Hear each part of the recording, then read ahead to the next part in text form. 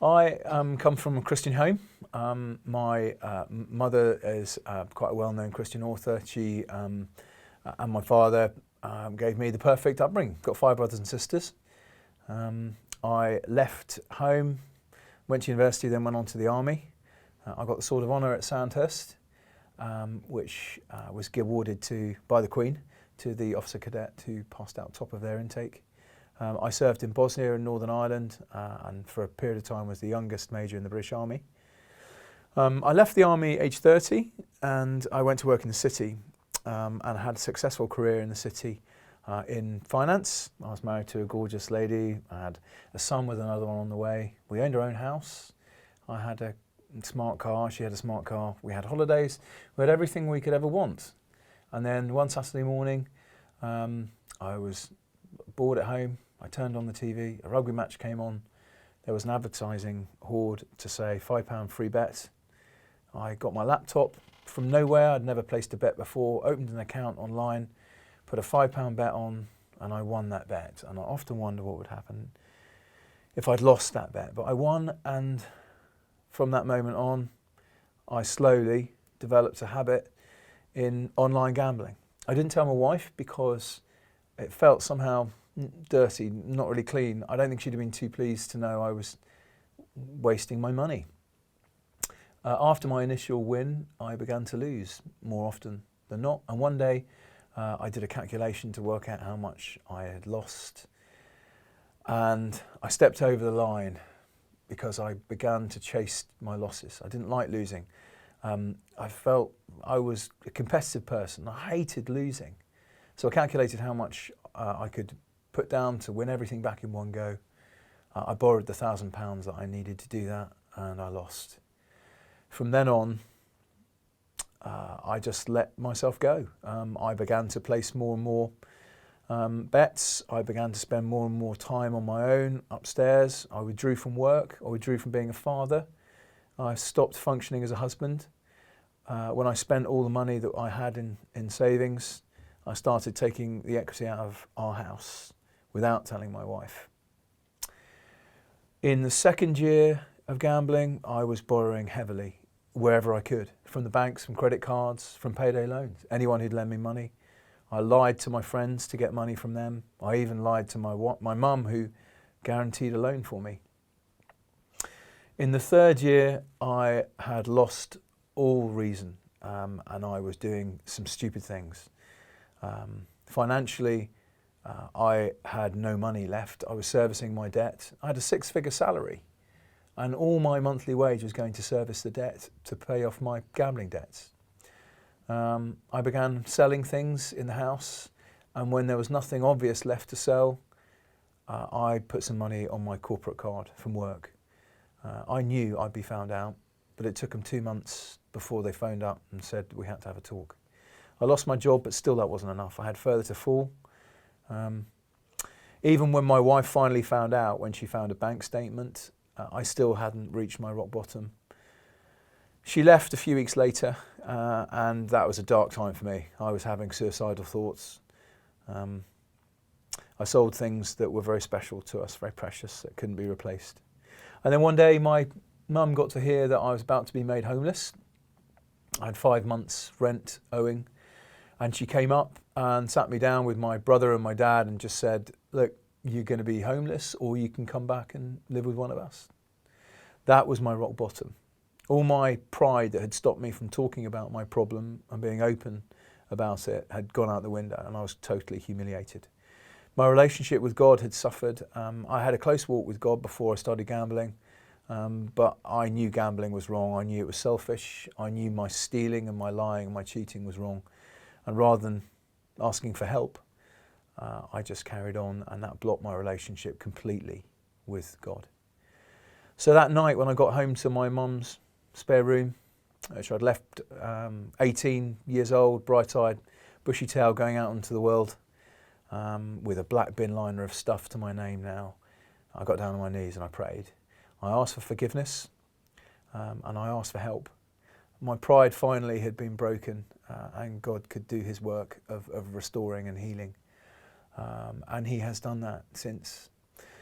We did some practical things to start with. I saw someone about my debts. I had £70,000 worth of debt, and I had to see someone quickly about that. And there was a Christian organisation through my church that gave me some debt counselling, and we quickly rescheduled things and got back on track. I got back into work, so the financial things began to be restored. They're the first things that came back. But my relationship with my children and my wife was still very difficult. They were living in Derbyshire and I was living down in Kent. I tried all I could to go and see them, but it was very difficult to do that. In terms of my own self-respect, because that's something that I lost, I began swimming again, and I can say now that in just over a week I'm going to attempt to cross to France. Why would I do that when there's perfectly good ferries that can take me? I don't know, but I want to give something back. I've taken so much. My little son Matthew has hemiplegia, right side hemiplegia. He had a stroke when he was born. And I'm raising some money for his charity, a charity that support young people with hemiplegia, which is all good. And I've been able to write a book over the last year. Not an addiction book, not a rescue manual. It's just purely a story. It's my story, if you like. And it's a story of hope too, because I totally believe that day when I got down on my knees, Christ came in and changed me. I started working the 12-step program through Gamblers Anonymous. I was never quite comfortable with Gamblers Anonymous because I knew in my heart that it was God that had healed me, not a God of my understanding. It was my creator and not my higher power. So I had always been looking for some way of going to a recovery group that actually was honest, that actually admitted that it's the power of Christ that sets us free. And so I was delighted to find the recovery course. The fundamental step for me, and the reason why I caused so much destruction in my life, I lost my job and my home, my wife and my children, was because I hadn't reached step one. I wasn't ready to admit that I had a problem. I felt if I did have a problem, I was the one that had to fix it. I just thought I could carry on gambling and bet my way out of trouble, which is a complete delusion. Over the space of 3 years, I lost £750,000 in total through my gambling. Money that was mine, money that was my wife's, money that was belonging to other people and my own company.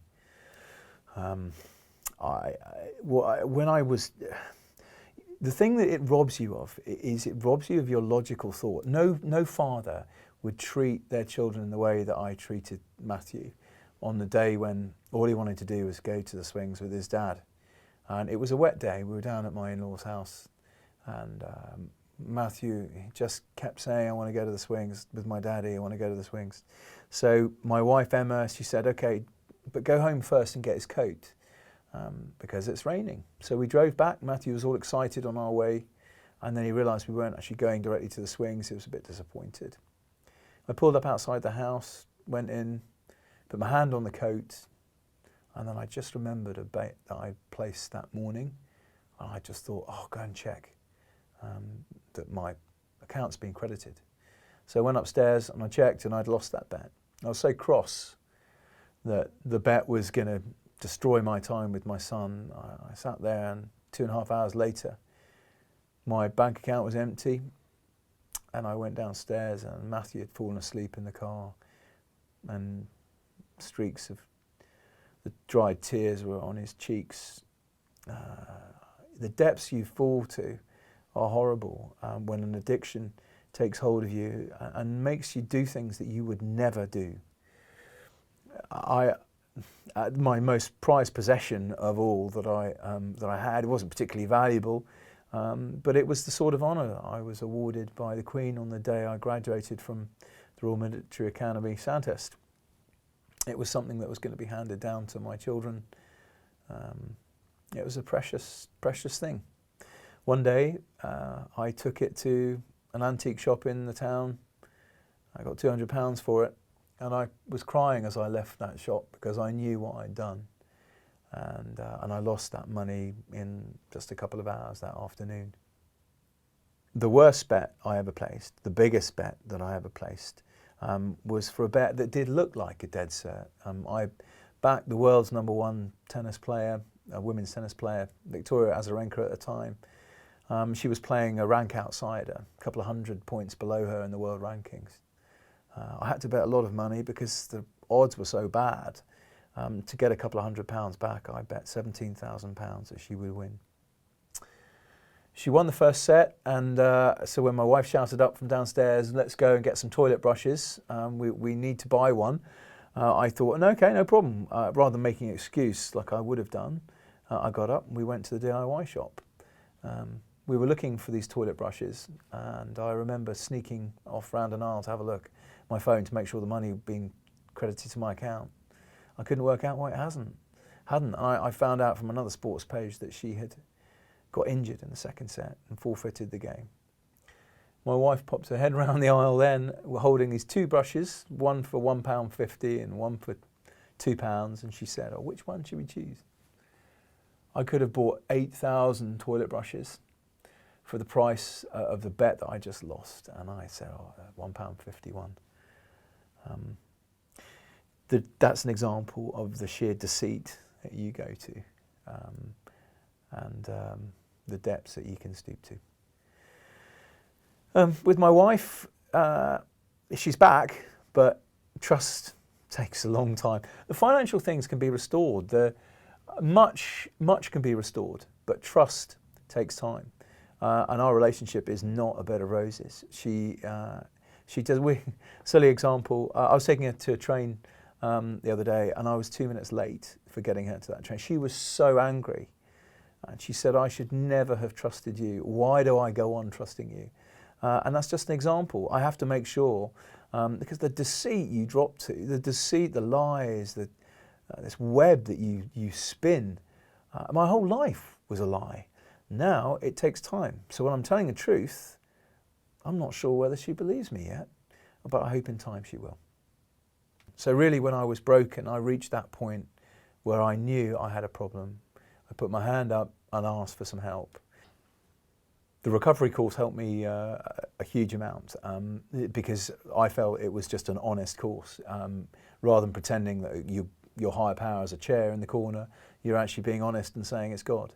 And what I would say to anyone who's coming to recovery course for the very first time is stick it out. Give it a couple of goes. If you maybe don't feel comfortable the first week, come back the second week, because you will find recovery here. I am just amazed at the sheer percentage of people that this has helped. From all walks of life, from all kinds of addictions, people who believe in God and people who don't. You don't have to be a Christian to come and get recovery. It's there for you. Stick with it. Keep coming. And even when you don't feel like coming, keep coming again. And I guarantee when you go home, you will feel so much better. It's been quite a journey. It is still a journey. I recognise that I will always be a gambling addict, and I am only one bet away from trashing my life again. So I take one step at a time, but I also believe immensely in the power of Christ to heal us. And I do think that he healed me that night back in November 2012. But I am not complacent. And I would say that lastly, not only has God restored my own life, but he's also brought my family back. And having the boys back and living with us is just so lovely. To be a dad again is so lovely. It's precious. Things that are important to me now aren't money, status, popularity. Things that are important are relationships. Being able to give my sons a bath and reading them a story at night before they go to sleep. Waking up and hearing their laughter. That's precious, and that's what counts. And I know that I have to keep closely walking with Christ, because he's the one that set me free. And the healing that I have is an ongoing healing. And it's just amazing what he's done. Just amazing.